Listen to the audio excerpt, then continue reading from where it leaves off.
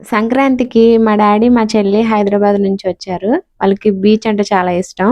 అందుకే అక్కడికి బీచ్‌కి తీసుకెళ్ళాం. ఈ బీచ్‌లో చేసిన అల్లరి మామూలుగా గాదు.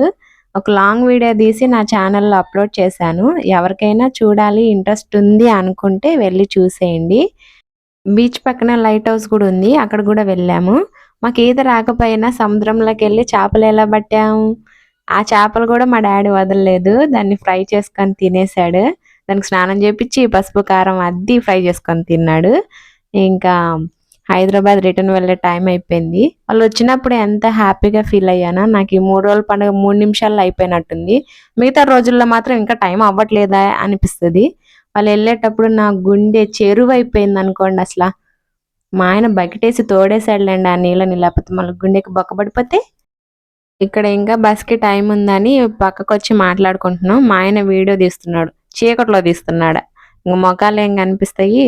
ఇంక డ్రైవర్ గూడా హారన్ సౌండ్ ఇనిపిస్తుంది. మాట్లాడుకుంది చాలు ఇంక బయలుదేరదామా అని. ఇక్కడ మా చెల్లి బొమ్మలు గీసి వాట్సాప్ జేస్తాను. శారీస్ కొరియర్ చేస్తాను. సేమ్ యాజ్ టీజ్‌గా కుట్టి పంపించు. బై బై టాటా అని చెప్తుంది. ఇంకిప్పుడు ఆ బొమ్మల్ని ఒక బొమ్మ జూస్తేనే నాకు చేతబడి బొమ్మలాగుంది. ఇంక మిగతా బొమ్మలు జూస్తే ఎలా ఉంటదో ఏమో!